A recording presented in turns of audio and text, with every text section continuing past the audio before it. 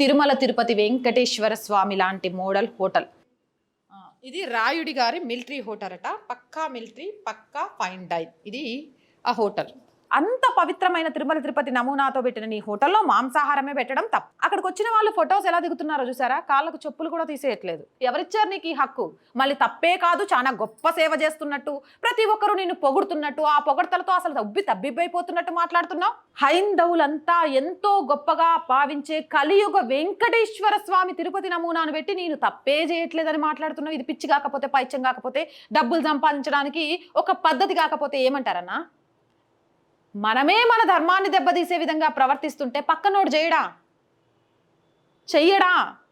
And TTD వాళ్ళు ఇది ఇంతగానం వైరల్ అవుతున్నప్పుడు వీడియో, ఇలాంటి హోటల్స్కి కానీ ఇలాంటి వాటికి కానీ పర్మిషన్ ఉండదు.